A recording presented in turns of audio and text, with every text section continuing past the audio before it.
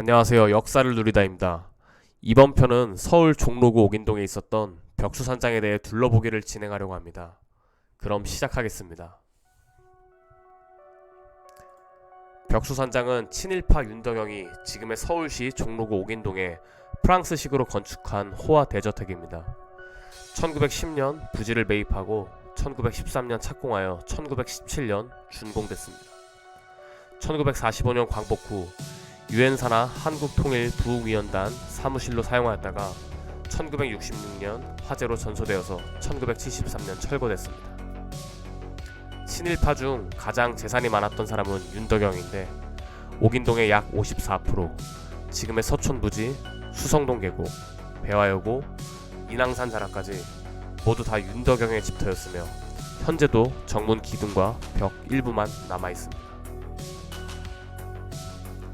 윤덕영은 1873년부터 1940년까지 살았던 조선과 대한제국의 관료이자 이완용과 더불어 한일 강제병합 늑약체결에 찬성한 친일파입니다. 그의 호가 벽수였기에 저택 이름도 그렇게 불렸습니다. 이토 히로부미에 이어 제3대 통감이 된 데라우치 마사다케는 한일 병합을 마지막까지 순조롭게 진행시키고자 했습니다. 이를 위해 황실을 설득해야 했는데 데라우치 마사다케는 황실에 상당한 영향력을 행사할 수 있을 것으로 판단되는 윤덕영을 그 적격자로 삼았습니다. 윤덕영은 순정효 황후 큰 아버지이며 순정효 황후 아버지이자 순종의 장인어른이 그의 동생 윤태경입니다. 그리하여 윤덕영을 비밀리에 관저로 초대하여 병합의 불가피성을 주지시킨 다음 협력을 구하였습니다. 이완용은 고종에게 7일간 조속으로 문안 인사를 드리며 설득했지만 고종의 단호함에 이완용은 포기하고 돌아갔고 이에 일본이 실망했다고 합니다. 이때 윤덕영이 본인이 직접 나서겠다고 하여 고종에게 찾아가 부탁했지만 역시 고종이 들은 척도 하지 않자 협박하기 시작했습니다. 1910년 8월 22일 경술국치 일주일 전 창덕궁에서 열린 마지막 어전회의에 윤덕영은 고종을 모시고 참석했으며 옥새가 없어지는 사건이 발생했습니다.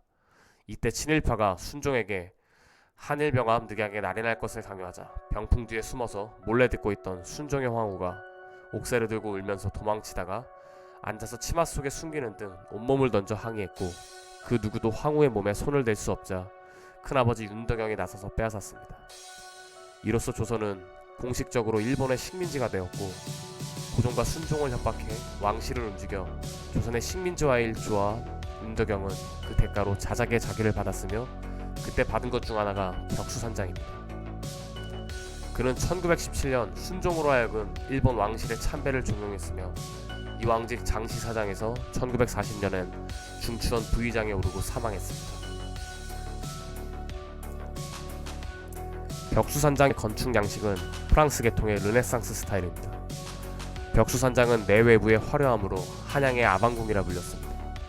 당시 1921년 7월 27일 동아일보 기사 내용을 보면 경성 소경이라는 제목으로 역사를 시작한 지가 10년이 넘었고 비용을 들인 것이 30만원 이상이나 아직도 준공이 되지 못하였는데 벽돌 한 개가 범연한 것이 없고 유리 한 장이 보통의 물품은 쓰지 아니하여 보통 건축으로 알고 도급을 맡았다가 미쳐서 폐가한 건축업자도 한두 사람이 아니오. 재판도 몇 차례씩 한 일을 보아도 이 집이 얼마나 교묘한 것임을 알겠다. 친동생은 빚에 쫓겨서 만리타국에 외로이 눈물을 뿌리는 중에 그 형은 엄연히 조선 제1로 사치한 아방궁의 주인이다. 세상 사람은 이 아방궁보다 아방궁을 짓는 돈이 어디서 나온지 그 까닭을 더 이상히 생각한다라고 표현하고 있습니다. 윤덕영은 국민들의 반발이 두려워 건물 전면에 양식 건물을 세우고 바로 뒤에 있는 한옥을 건립해 거주했습니다. 벽수산장의 건설비는 쌀 한 가마니 가격이 7원이던 시절에 무려 17만원이 들었다고 합니다. 첫 번째 흔적으로는 영원한 유산이 있습니다. 이 책은 심윤경 작가가 집필했고 책의 배경은 해방 후 20년이 지난 1966년 옥인동 벽수산장입니다. 이름 없는 독립운동가의 아들 이해동은 언커크에서 통역 비서로 일하고 있습니다. 달러로 월급을 받으며 나 정도면 괜찮은 삶이지라고 생각하는 소시민 청년 이해동 앞에 어느 날 윤덕영의 막내딸 윤원섭이 나타납니다. 윤원섭은 서대문 형무소에서 출소한 뒤 벽수산장으로 돌아와 아무도 몰랐던 비밀의 방을 찾아내며 언커크에 파견온 외교관들에게 저택의 옛 주인으로서 자신의 위치를 각인시킵니다. 기세등등해진 윤원섭의 뻔뻔한 말들을 통역하며 이해동의 삶에는 서서히 균열을 일기 시작합니다. 이해동에게는 적산이며 윤원섭에게는 유산인 벽수산장이 그 모든 것을 굽어보는 가운데 상반된 정신적 유산을 물려받은 두 인물의 전혀 다른 삶의 행보를 그리고 있습니다. 두 번째 흔적은 서울의 휴일입니다. 이 영화는 이용민 감독의 1956년 영화입니다. 이 영화에서 소실 전에 벽수산장이 등장합니다. 세 번째 흔적은 별장입니다. 이 그림은 1935년 나혜석 화가가 벽수산장을 모티브로 하여 그린 것입니다. 마지막 작품은 박노수 미술관입니다. 작품이라고 하기보다는 건축물에 가깝습니다. 서촌에 있는 박노수 미술관은 원래 윤덕영이 그의 딸을 위해 지어준 집입니다. 이후 1973년 박노수와 백이 집을 구입하여 2011년까지 거주했습니다. 첫 번째 살펴본 벽수산장은 다양한 백과 언론사, 블로그들을 통해 자료를 수집한 것들을 공유드렸습니다.